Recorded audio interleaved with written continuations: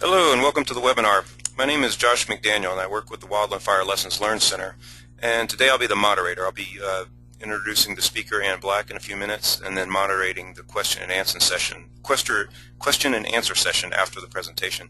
But first I want to make a few quick notes and announcements. The webinar series is sponsored by three organizations, the Joint Fire Science Program, the International Association of Wildland Fire, and the Wildland Fire Lessons Learned Center. And I was going to put a few plugs in for those organizations here real quick.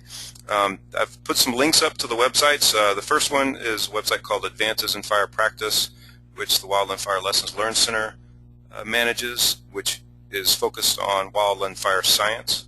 And then also the links there for IAWF and JFSP, and I encourage you to check out those websites and look at the growing amount of information on there. Another quick announcement is that IAWF is sponsoring the third Human Dimensions of Wildland Fire Conference this coming April in Seattle, and there's some really good speakers lined up for that. And if you have the opportunity to travel to Seattle in April, I really encourage you to try to make it there. I think there's going to be some important topics discussed and some important information presented there. JFSP, which if you're familiar with wildland fire, you know that they've been funding the vast majority of some of the most important wildland fire science in the United States over the past decade, and they're now starting to produce a number of really good materials for fire managers and fire practitioners based on that wildland fire research. And they've just updated their site and are starting to do topical series. And January, the month was extreme fire behavior. I'm not sure what February's month is. I'll have to check up on that. But I encourage you to go to the JFSP website and look at some of the new material they're starting to put up there. Okay, upcoming webinars in the webinar series. Next up was March 7th, and Krista Vessel is going to be giving a presentation titled Heat Stress in the Wildland Firefighter. She's going to be looking specifically at the connection of heat stress and near misses and accidents in wildland fire. And then later on in March, on March 27th, Mark Cochran is going to present a comprehensive view of the effects of fuel treatments on wildfires across the U.S. You can I've put a link for the registration for those webinars up there, and that's on the Advances in Fire Practice page. That link there is pretty tough to type in, but you can either navigate to it through the Wildland Fire Lessons Learned Center, the main site, to Advances in Fire Practice, or just Google Advances in Fire Practice, and that will take you there. All right, so let's see. Now let me just make a few quick, just give you a little orientation on this webinar and your control panel you have there and how we'll handle questions. I encourage you to type in questions at any point during the presentation, and we'll save them till the end. At the end, we'll have a question and answer session, and we'll read the questions out, and then Ann will respond to them. So you can go ahead and type them in at any point, and we'll try to get to them at the end. And also, I wanted to let you know that I'll put a link up at the end, and the webinar will be recorded. And if you know someone that would be interested in this that wasn't able to attend today, you can pass on that link.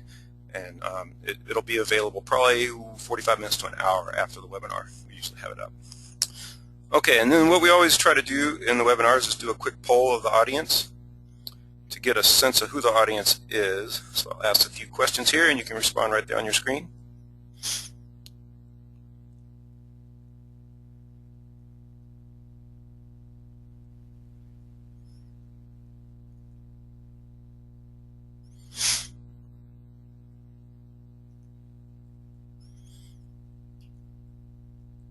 Okay, I'll go ahead and close that. All right, so 68% federal land management agencies, 19% state and local, and the rest spread out between university and colleges and private contractors and consultants. Next question.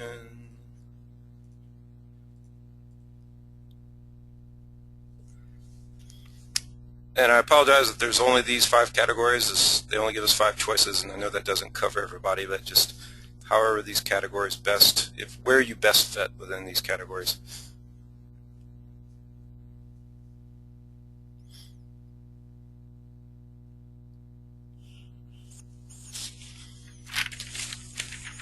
Okay.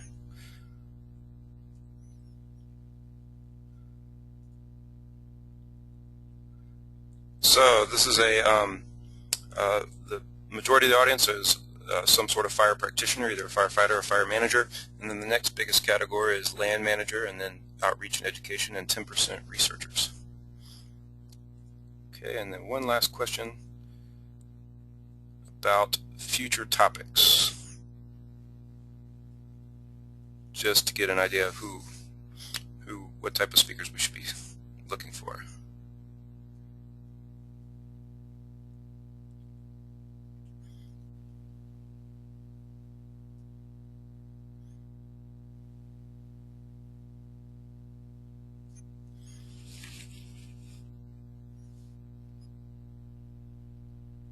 All right, great. Thanks for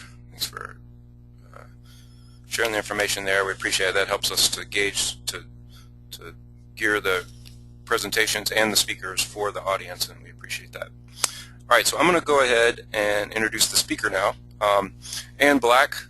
Ann has been involved in conservation science for over 25 years, working for a variety of nonprofit organizations, tribes, and universities as an ecologist before she joined the Rocky Mountain Research Station in 2002. Her work focuses on understanding and building the organizational capacity to restore fire to fire-adapted ecosystems. In her current position with the Human Factors and Risk Management Research and Development and Application Program of the Forest Service, she's focusing on organizational learning and high performance.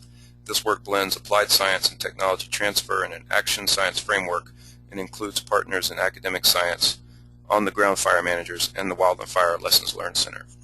Okay, so welcome everyone again to the presentation, and I'm going to hand it over to Ann now, and she can take over.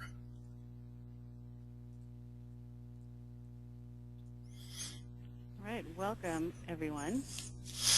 And I'll just start this.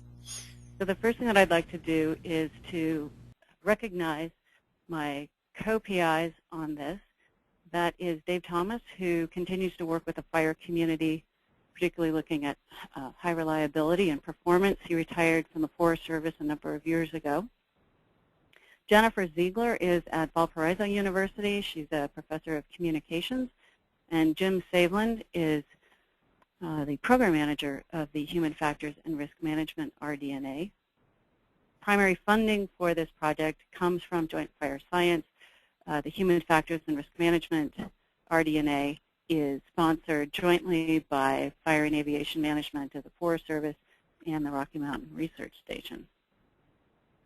Now what I'd like to do today is just give you a brief overview of the project itself, from objectives, methods, who participated, take a look at the results, focusing on those that are resulting in recommendations, what I call actionable things that you all can do concretely on the ground, and illustrate those key themes with some of the narrative itself. And then in the last third, what I want to do is bring that back and talk about how we can think about and use those results to improve learning, actually learning throughout all of our organizations in fire, in prescribed fire, or throughout. My goal is to actually take about 40 to 45 minutes to do that, so that we have a good bit of time for discussion at the end. So I'm going to be moving through material quickly and be happy to come back to any of it at the end during discussions. So what we set out to do with this project was two things. One, we really wanted to investigate existing learning, and we were obviously looking in the context of prescribed fire, and particularly at what we learned through reviewing those burns, particularly those that escape. The reason that we were doing this was to try to figure out how to improve organizational learning. So we're looking at existing, but we're also looking at trying to figure out what we would need to tweak in order to improve that learning. We wanted to go directly to the people who have been involved in reviews, the reviewers, the line officers, the land managers, the units, the individuals who were involved, and have an extended conversation with them. So what we did is we designed 2-day workshops in 5 different locations across the country. We held those the first part of last year. We wanted to have an in-depth discussion with these groups. So we were shooting for anywhere between 6 and 25 people. We wanted a range of responsibilities from those folks who are out on the ground to those who have more managerial and oversight responsibilities. And we wanted to have a range of different agencies to really have a rich mixture and a rich dialogue. The workshop flow, day one, we were really trying to understand learning quite broadly, mostly through use of personal stories of insight and action, and I'll talk more about that in a moment. The second day, we were really looking at review processes, the products of those reviews, and how lessons were transferred from that event and from that review. And in particular, looking what is facilitating learning and what are the barriers to learning that currently exist that we might want to look at removing or minimizing.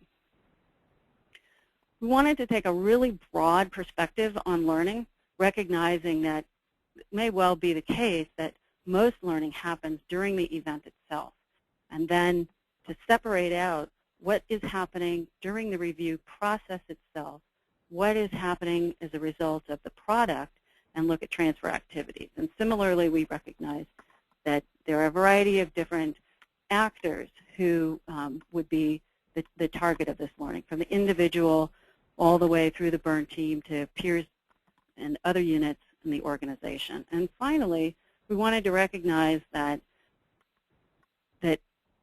moving a lesson into action is actually two parts. The first is that aha or that insight where we go, oh yeah, that's how things work, or wow, I really should have done that differently next time, or I should have done that differently, I want to do that differently next time.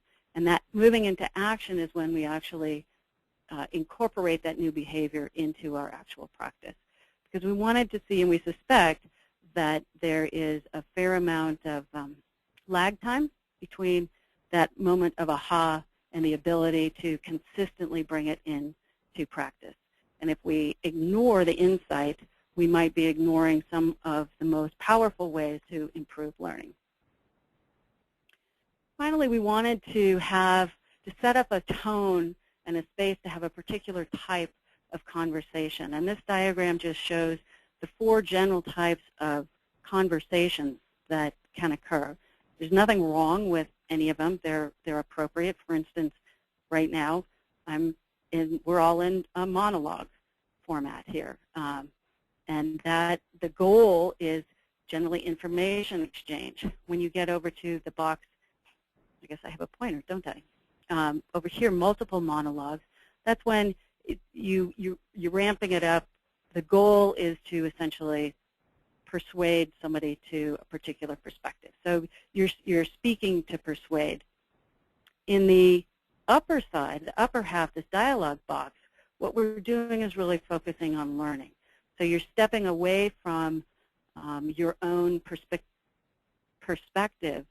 in the sense that you're making it known, but then you're also wanting to really understand where the other person is coming from. And this is particularly good when and useful when you are trying to understand how a complex system looks, feels, and acts.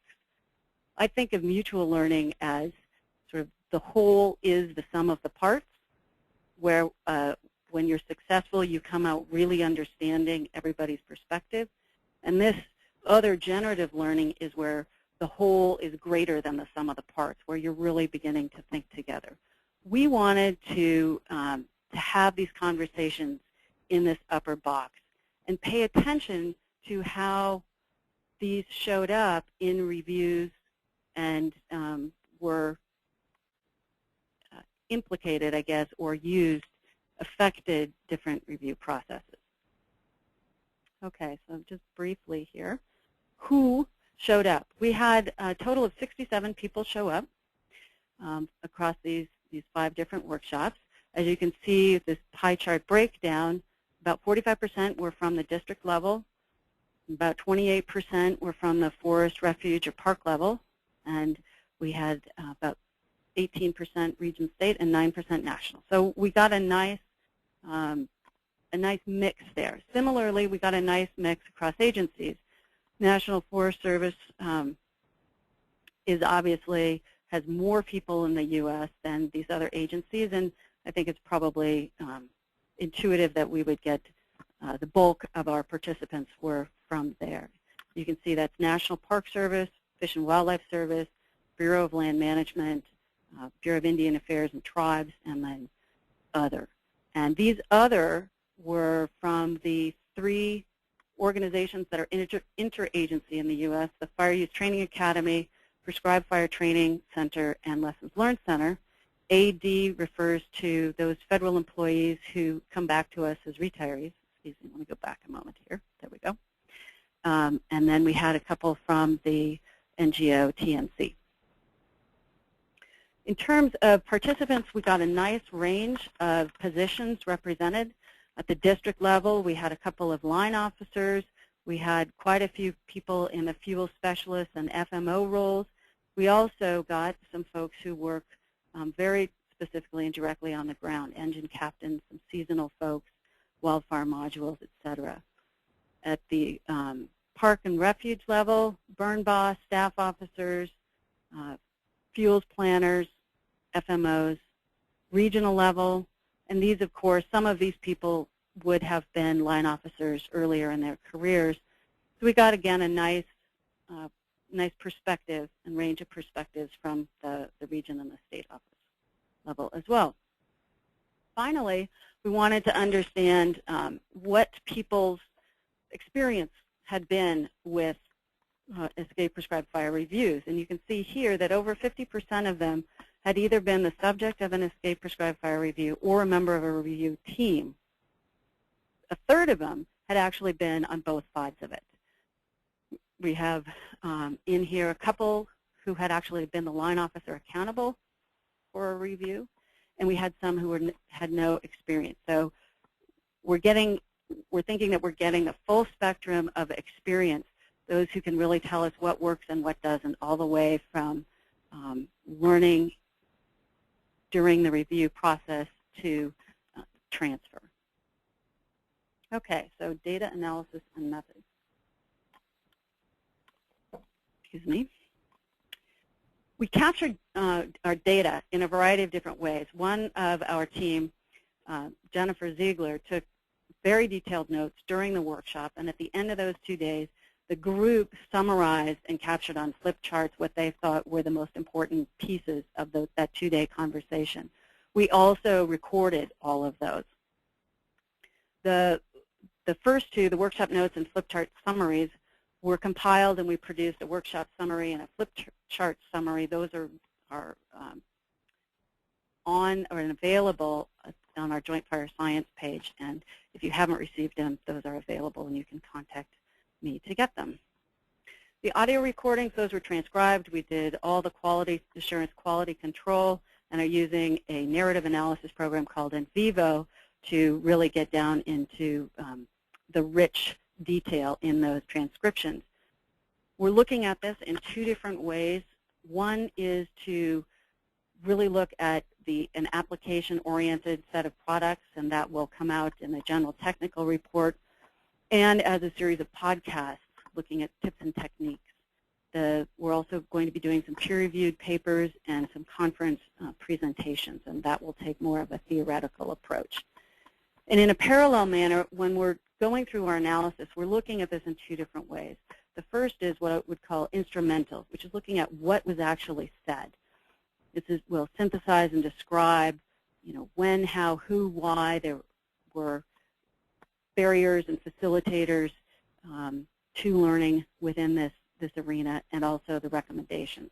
The second way we're looking at this is sort of to step back and look at how things were said and why things were said. And here we're going to be drawing on theory as our lens for looking at this data. And we're using this area of high-performance theory, resiliency, learning, organizational learning theory, and communications, looking at rhetoric and dialogue. And so you'll see I'll be looking through both of these lenses through the remainder of this talk. I want to talk about 3 main themes that these results sort of bucket themselves into. One has to do with policy and guidance, another with conducting a review, and the third on transferring and institutionalizing lessons learned during the review process. Now, what I'm going to do first is show some specific quotes But what I want you all to know is that these illustrate points that were made consistently across the workshops, across levels of the hierarchy, and across agencies. So let's look first at where learning is occurring. And as you might expect, there's a tremendous amount of learning that happens in the moment during the event, mostly on the part of the individual and on the burn team. When you move across that dotted line to the right and you look at the review process, the product, and the transfer activities, you don't see as much. And I'll note that this is a qualitative assessment here, sort of broad brush strokes. But in general, what we found is that the learning from the review process, some of it is there, but certainly there's a desire, a big desire to be more effective and more efficient at doing that. So what I want to do is drill down into this to look at sort of who and how and why. So there's a lot of words here, and I'm going to read them to you. The reason that I chose this quote is because it captures very well a number of the key themes. So this person who happens to work with Fish and Wildlife Service at a regional level says, I get a little confused because we keep talking about learning, and I'd ask, who's supposed to be learning what? Because there's all these different levels. There's the burn boss, there's the holding boss, there's a guy in the nozzle that could very well be learning something from it, and how they're going to learn is going to depend a lot on where it's presented and how it's presented. Agency administrators want to learn something else. Policymakers might want to learn something else. So it's kind of like we take this thing, we make a document out of it, put it on the website, and all of a sudden, presto, it's going to meet all of these different learning needs. It doesn't seem like that's possible. It seems like it's missing all of the boats by trying to get all of them at once. So the key themes here is there's a lot of confusion out there about what is the purpose of the reviews and what's the intent, who's supposed to be learning what. There's recognition that there are a variety of different audiences and that how you all learn is going to depend a lot not only on what position you're sitting in the organization, but how that information is presented to you and where it's presented. So we're starting to talk about, transfer mechanisms. Putting it on a website, that's great, but that's really passive. That's likely not going to get to the sort of transfer that we really want and need. It's part of the equation, but it's not the whole equation.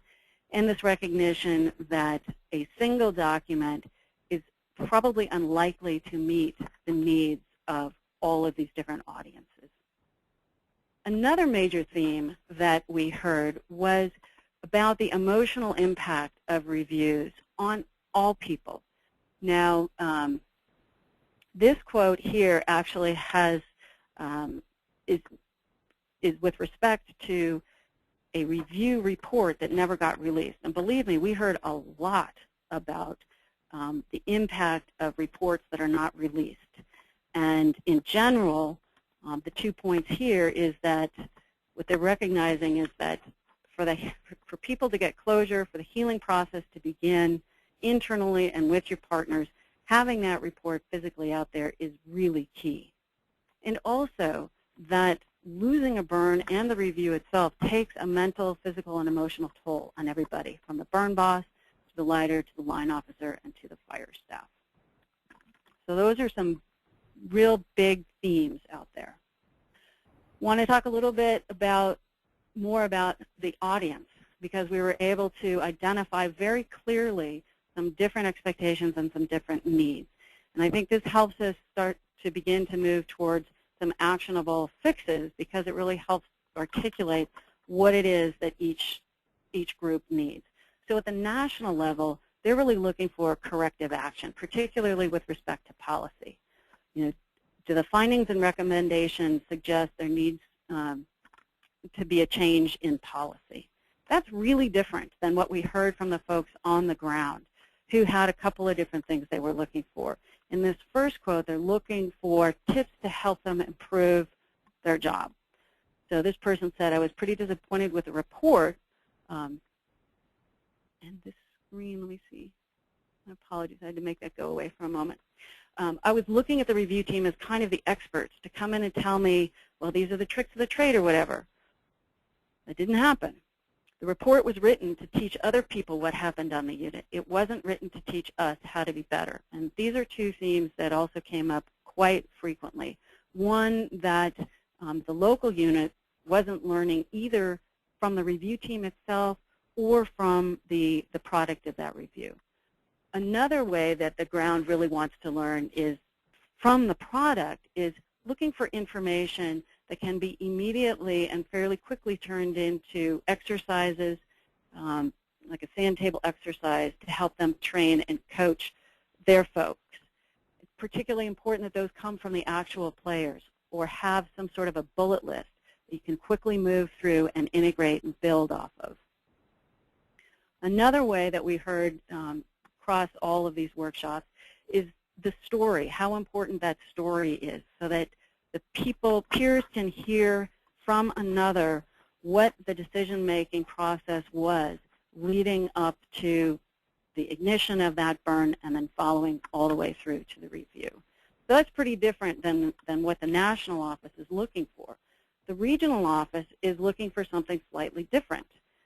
Due diligence or corrective actions at the local level. So in this case, this person is recognizing that at the regional level, they need to meet policy. And right now the policy says numbers 1 through 7 is what they need to get, and until that would change, that's what they're going to be needing and looking for in a review. The other thing that we heard from regional folks, and this is attributed to somebody in the U.S. Forest Service, but we did hear this again from all the agencies, is that at the regional level, there is a real desire to be able to have sufficient consistency across reviews that they can pick up themes, common threads that are coming out of reviews, so that they can quickly identify whether their program is vulnerable to some facet of fire behavior or burn organization, and to be able to integrate that into future planning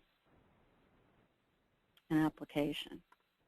So how to improve learning? Now, many of these quotes here actually are looking forward to how to improve things, but believe me, the exact opposite is true. For every one of these things, what are the barriers to learning is in there as well. So for instance, under how to improve the review itself, there's an intense desire to clarify the intent. And here this person says, do we have the objective of reviewing policy and checking the 7 steps, or do we have an objective to facilitate a learning culture within our organization?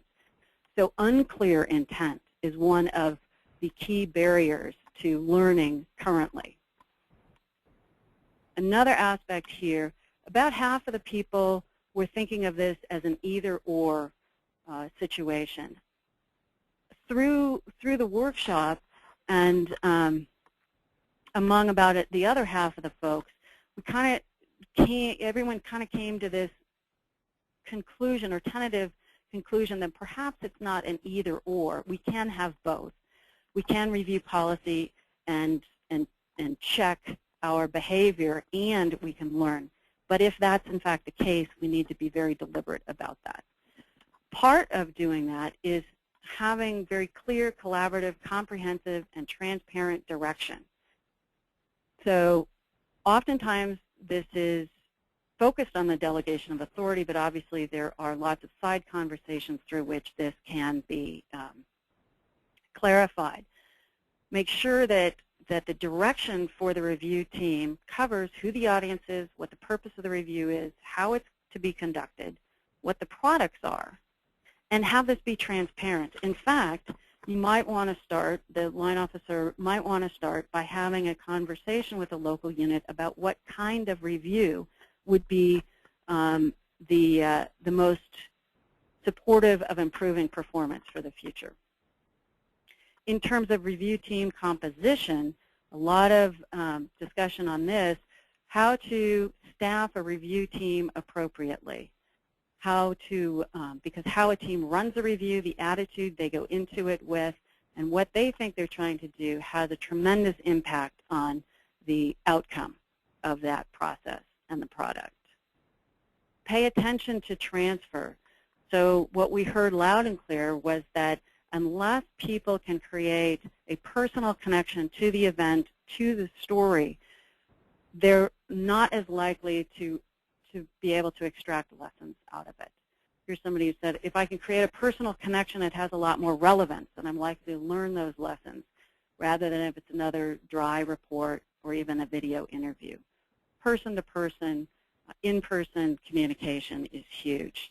And develop transfer mechanisms. As somebody recognized, there really isn't a defined mechanism for getting the lessons learned on escape prescribed fires out, or even the review reports. Yes, people post them on Lessons Learned Center, but they're often not widely spread around. And finally, follow up. Make sure those corrective actions happen.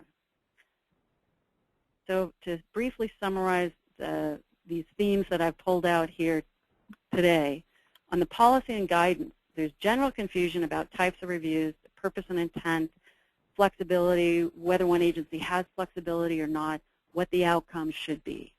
There's general agreement that currently when pursuing these 7 elements, which is what the policy currently requires, they may be useful for the Washington office or some level, but they're not meeting the field's desires, particularly that unit's desires to learn from the event. Some of that may be due to perceived intent of reviews that try to capture these 7 elements, as opposed to what those specific elements are. And that gets a lot to tone and behavior and intent, not as much sort of on the policy. There's a general desire for more flexibility, scalability, using a similar process to allow people to review all types of outcomes, not just the ugly ones or the bad ones, but the good ones, the surprises that are good surprises, as well as those surprises that are not the ones you want to see out there. There's a general desire for learning orientation, again, focused on the unit itself, and this desire, the ability to trend. So all of those are kind of in the policy and guidance arena. In terms of conducting a review, there's several critical pieces of a successful review. One of the keys is that line officer intent and direction to the review team and with their own unit. Clarity and transparency. No surprises. Everybody knows what's expected. Everybody stays to that. Approach matters.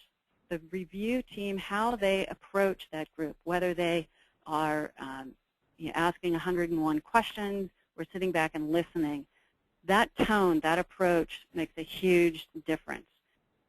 So that has implications for how we think about training, potentially training review team members, what sorts of skills we want to have on those review teams.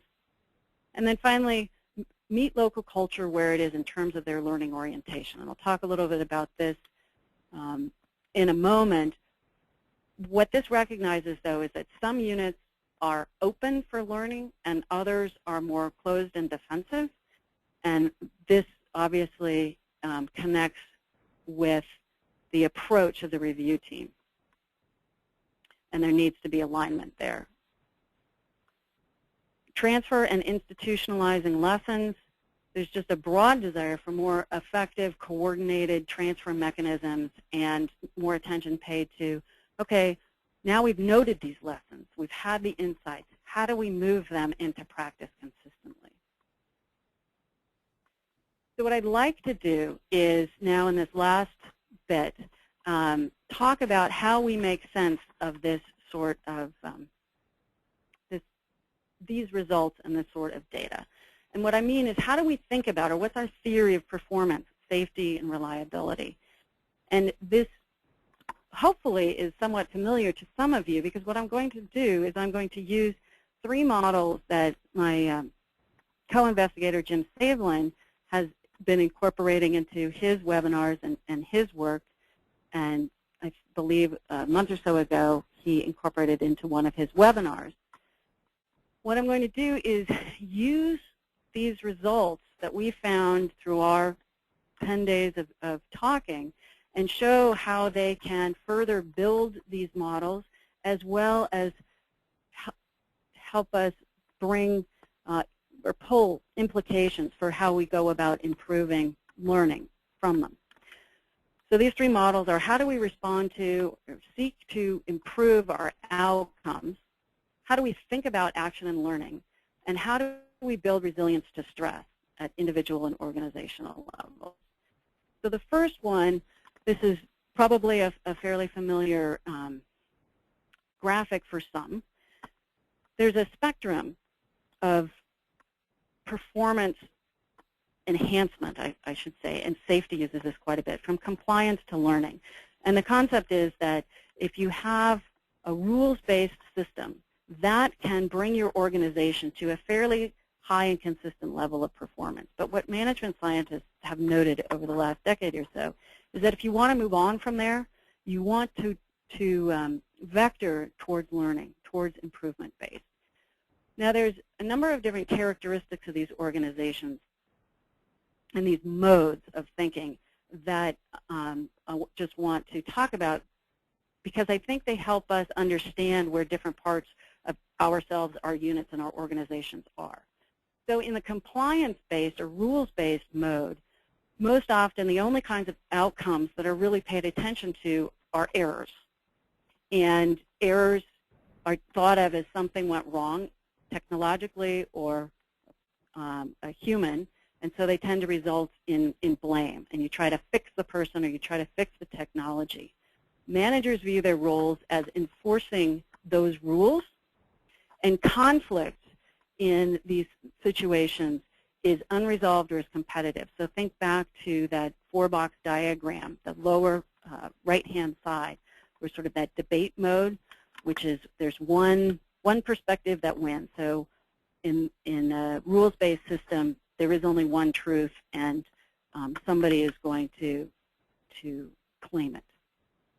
The other end of the spectrum, the learning or improvement-based systems, outcomes are seen as opportunities for learning and understanding performance in all of its varieties. Managers, interestingly enough, they see their role as coaching, as being a coach, and as supporting collaboration among their supervisees and their teams. Conflict in this mode is looked at as a way to understand different perspectives, and a resolution for conflict is sought that recognizes those and is resolved to the mutual benefit of all. Interestingly enough, I find, particularly for the Forest Service going through a lot of this safety journey, is what is in the middle here is a risk or a goal-based perspective on how to improve and maintain good outcomes. And in the risk-based system, outcomes that are not as desirable result in more controls. And managers use techniques like management by objectives or targets to help achieve and improve outcomes.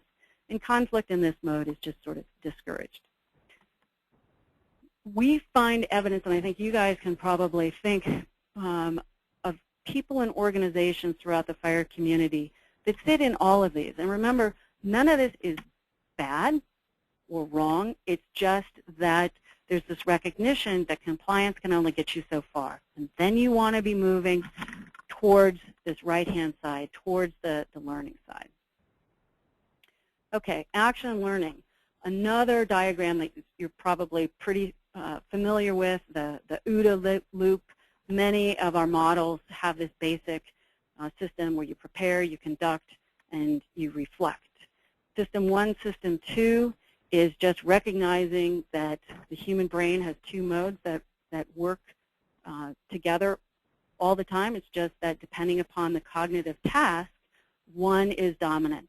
So in the prepare and in the reflect, this is Systems 2, which is more analytic. It's slower, it's deliberate. We tend to share this sort of knowledge and oftentimes think aloud or think in a way that can be communicated. System 1 is what we think of as naturalistic decision making. This is the intuitive mode. Learning actually links all of these and closes that loop. So when we think about this, just to slow down a moment and think about this in terms of our tasks and say prescribed fire, when we're in this prepare phase, we're looking at designing and planning. We're taking a broad systems perspective. Success is really dependent on having a clear leader's intent and clear goals We need good information in our assessments, and we use techniques such as visualization, controlled experiments, and deliberate practice to help us prepare for the activity. When we get into this conduct mode, into the task itself, we're basing our actions on expertise and intuition. We're using surprise.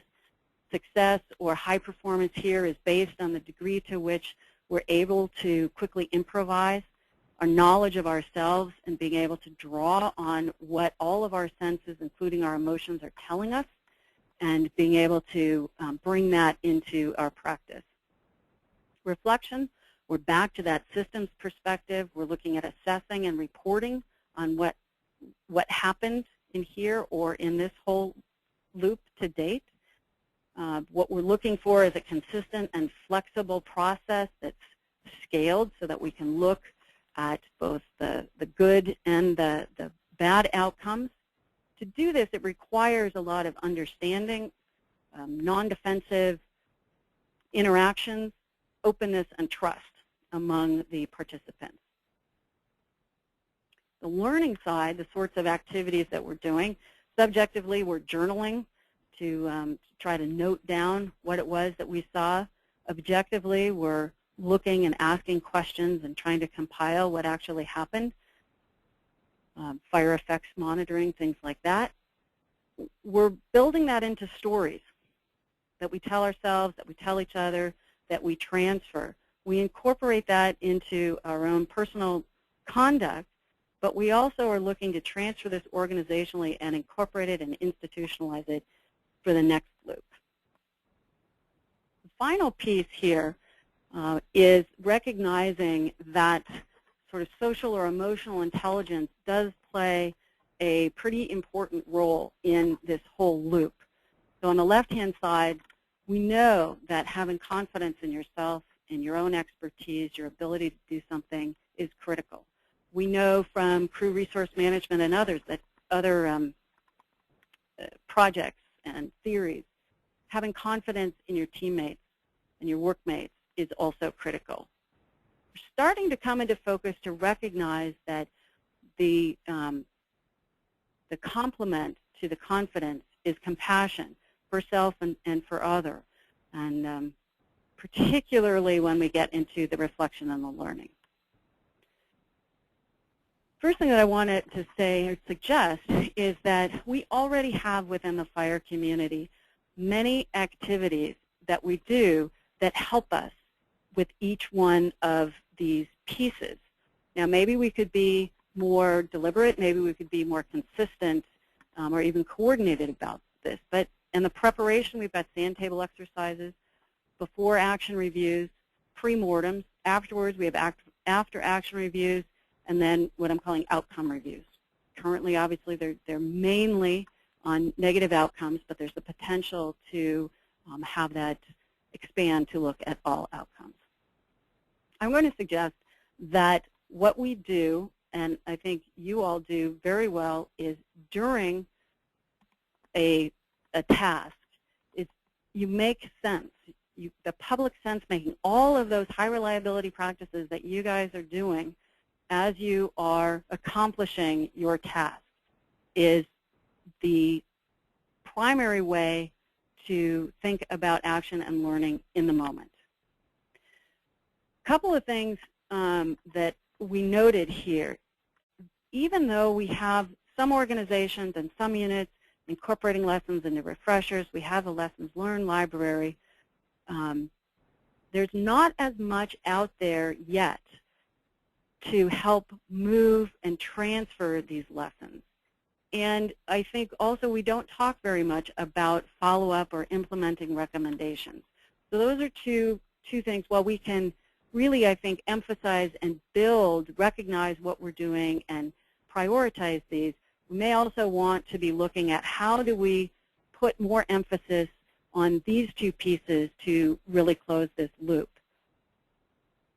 The other piece on this emotional or social intelligence, I think the leadership courses that we have really done a good job on this confidence piece. This is starting to come into focus where we recognize that in order to really listen and learn, you have to move out of a defensive mode. And the way that you do that is through compassion for yourself and for another. And I think a lot of the movements to stand in another's shoes, to try to understand what it looked like moving forward in time rather than hindsight, all of that comes into this box up here. Finally, the last model here is how do we think about building resiliency to stress? And this spectrum just recognizes that stress is part of life. In fact, a certain amount of stress helps us improve our performance. Most of us are in this normal range of function, but there are ends of the spectrum. And we have in society certain professional types who are specifically trained to help us move from normal range of function into elite function. Think of some of the military training, think of athletes, Olympic athletes, or professional teams. So we have professional coaches who help us move this way. When stress becomes too much and we start to slide back, our performance starts to become impaired, whether it's for just a moment or for longer. If it does happen for longer, we have licensed therapists to help us move back into the normal range of function. Well, the folks who look at this recognize that in the middle, the group in society that is most capable of helping to sustain and to improve function within this normal range is peer support and peer coaching. And we heard a lot about this, particularly from the ground folks who really wanted peers on review teams and wanted to hear from their peers to get their lessons. So just as a final summary and implications, the data from this project supports and adds detail to these models of learning and performance. And when we look at it collectively, it suggests several sorts of activities that we can pursue. And this is obviously at the abstract level, but I think we can pull a lot of very concrete activities from the data and even from our discussion that we're going to have in a moment. The first is vector towards learning on that compliance risk and learning spectrum. In particular, when you're looking at a review, understand where the line officer and where your unit sit on the spectrum, and think about trying to design a process or use a review process and pull together a review team who can help you move from wherever you are towards this learning mode. That's going to help. Enhance learning by closing the learning loop. Make sure that we continue to embed practices like pre-mortems and before-action reviews and sand table exercises into our practice. We look at becoming more skilled and more practiced at reviewing the events, but also, once we get that down, how are we going to transfer this? How do we move these lessons to our peers and other organizations and through time even on our own organization? And recognize that we can use members of our own community to help improve performance and build this resilience to stress by emphasizing coaching. And that obviously can go way beyond the review team, but particularly looking at building review teams that have peers on them. And with that, I am going to open it up for questions. Okay. And well, thank you, Ann. That was really good. That was really interesting. I appreciate that. I want to go ahead. If you have a question, you can type it in, and we will read them out and get to them. There, depending on your control panel there on the side, you should have a chat box or a question box, and you can type them into either one of those, and that'll bring them to us and we can get them up. So, but first I want to point out a couple things. That the Lessons Learned Center has actually produced a publication on this topic as well, and Ann's research is mentioned within it, and it's on the homepage for the Wildland Fire Lessons Learned Center.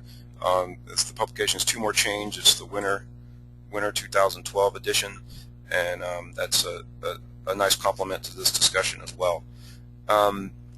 So go ahead and get your questions in. I'll start off with one myself, and that was just, you mentioned that sometimes these reviews aren't very accessible or aren't presented or written in a format that makes them as useful as they could be. Do you have any suggestions for, you mentioned has great ideas about how you could take this information and use it in coaching and training, but what about in the review process itself? Is there a way these could be organized or a way they could be formatted and presented to the wildfire community that would improve how useful they are for learning? Yeah, thanks. I'll talk about two things, and they may sound like they're conflicting, but I actually don't think that they are. There's a lot of talk and recognition that lengthy reports are almost impossible to get through from the practitioner's perspective on the ground. And so bullet lists that very succinctly note what the lessons learned are, an executive summary really helps. And the other thing is this gets to audience. So that's one thing, is making sure that it's easy to find the lessons learned and they're succinct and they're bulleted. They have to be in sufficient detail, though, that somebody who's not on that unit can make sense of them. And we actually heard this a lot from folks who had been trying to use FLAs, or facilitated learning analyses, which the Forest Service has begun to use as a way to facilitate learning on the unit. And one of the critiques that some people had of some of the FLAs is that the story is so unit specific and the lessons are so unit specific that they didn't make sense to people who were not on that unit. And so I guess the lesson that I take out of that is, maybe there's two sets of lessons learned, sort of like an AAR and a roll-up, trying to decide, okay, is this a lesson that is meaningful really only for our specific unit, or is this something that others might learn from it? And if it's in that latter category, maybe running it by somebody who is not familiar with the event to see if they could understand and see what that lesson is and how they might apply it. Okay. Did that help? Yeah. Jennifer Ziegler wants to know if this is going to be presented at the Human Dimensions Conference, the one that was mentioned at the beginning of the webinar in Seattle in April. Yes, it will be. We will actually have several different presentations. Jennifer is going to be giving a talk looking through the lens of rhetoric and communications. I'm going to be talking about some more of our specific findings, and then in a poster session we're going to have some more concrete tips and techniques or sort of recommendations from the perspective of the participants in those workshops. So what really works well. Okay. Was there, when you were going through these reviews, did you find any examples of units or incidents that were used well in training? Are there some models out there floating around where people have taken these reviews and done what you would consider like an ideal job of transferring those lessons into their training? I'm not so sure that I found one example that did a real ideal job all the way through. I mean, some of the practices that seemed really good were, a lot of people talked about the lecture circuit and how useful it was, both for the member of the burn team who was reviewed to go on the lecture circuit and meet other people and talk about their experiences, but then also from those folks who were sitting in those meetings or refresher courses to listen to one of their peers.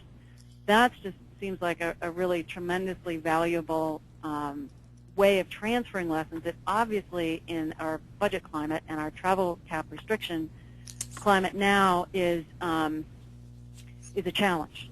So people were thinking about short videos that might be used to capture and post stories and lessons. A lot of times the reports are used to build sand table exercises or other sorts of exercises for burn boss refresher courses. That seems to be one of the key ways that that people who are not associated with a burn use a report. And when I talked about improving that portion of the learning loop, it's not that those things aren't happening. It's just that they tend to be very localized and sort of idiosyncratic. It's based on somebody who has an interest, not a recognized part of a person's job or their responsibility to help transfer those lessons.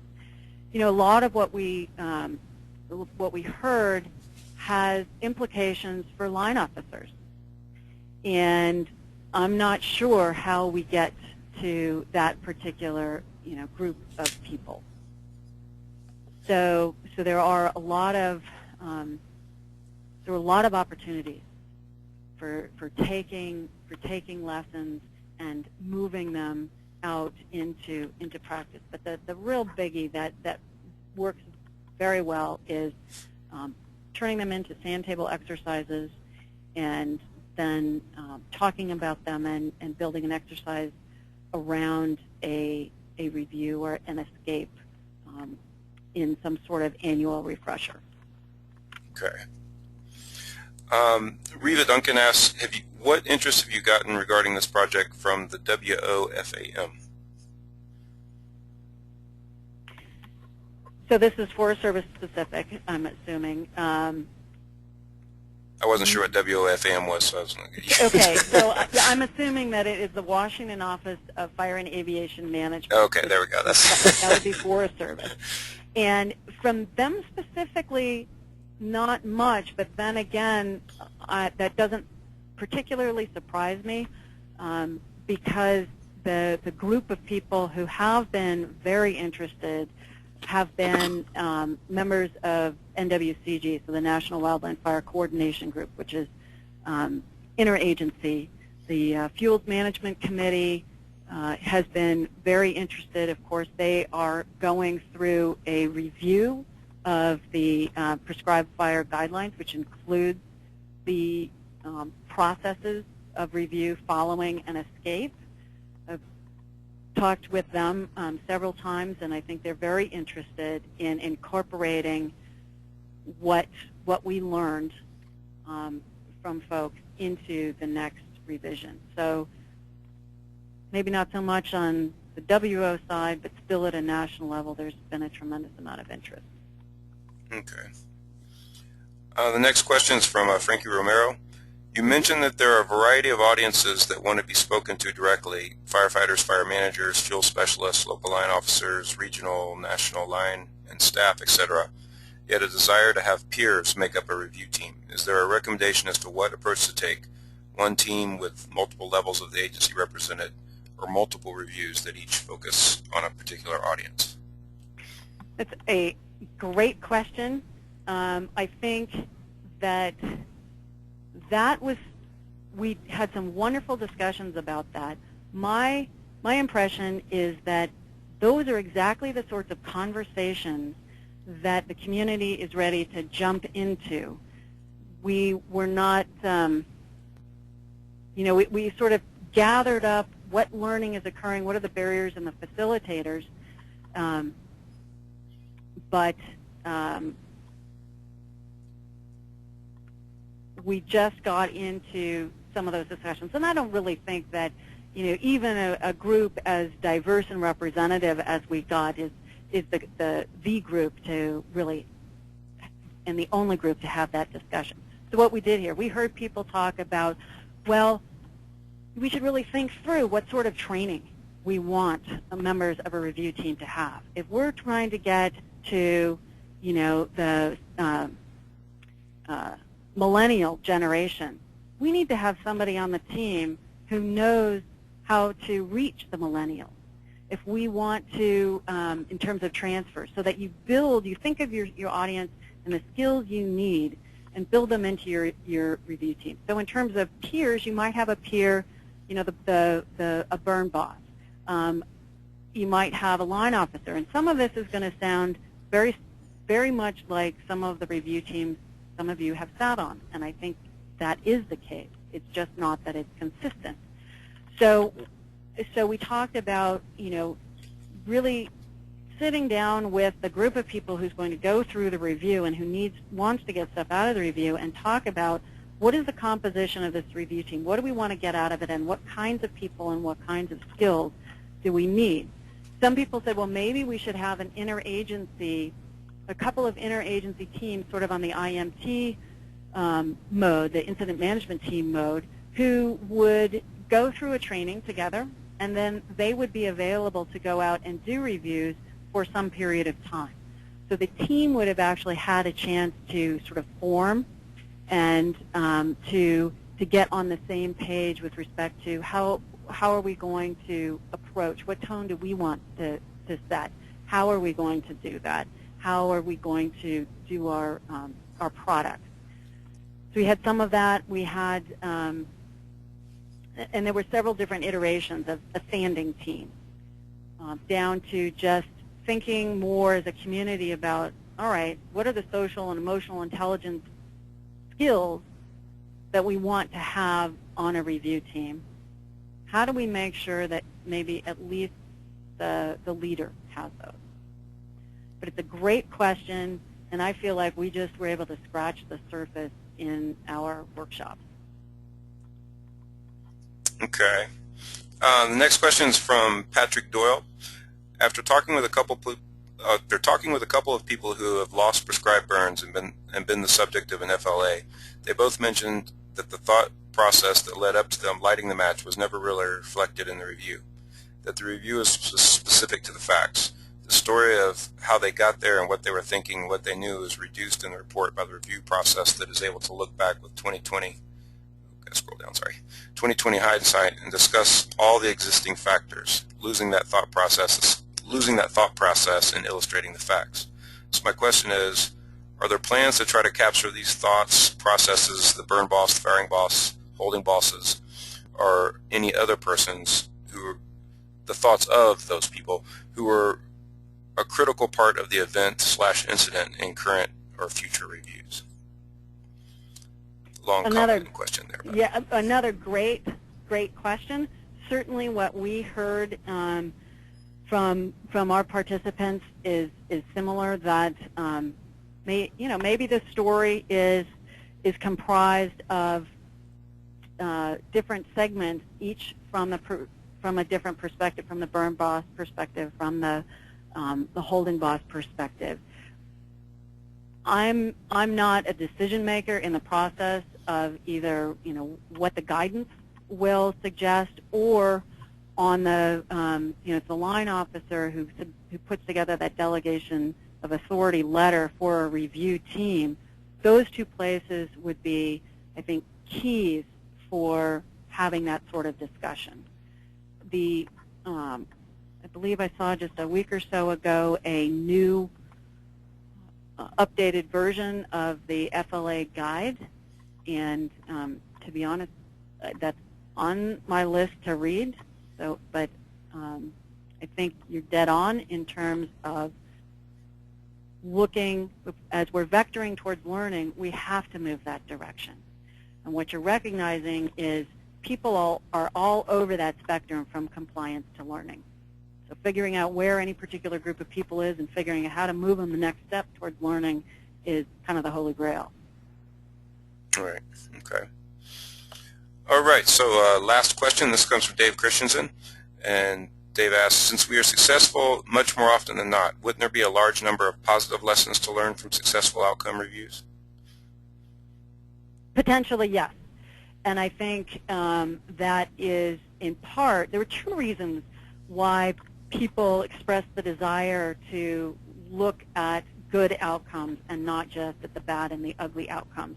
One is for this very reason, that it's likely that we could learn some positive lessons from successful reviews, recognizing, of course, that it's only in hindsight that an outcome we can deem an outcome positive or negative.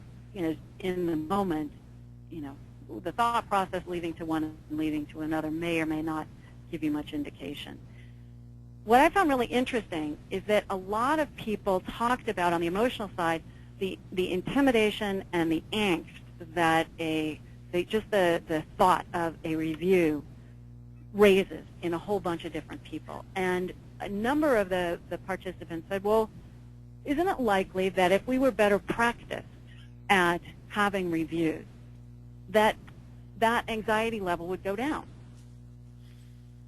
That we were in the routine, sort of like an after-action review, but just maybe a little bit, instead of at a shift level at the burn level, maybe we'd get more in the habit and be more comfortable with really trying to understand where another person is, and build a culture in which we can ask another person, tell me, what were you thinking, what did it look like, all those sorts of things.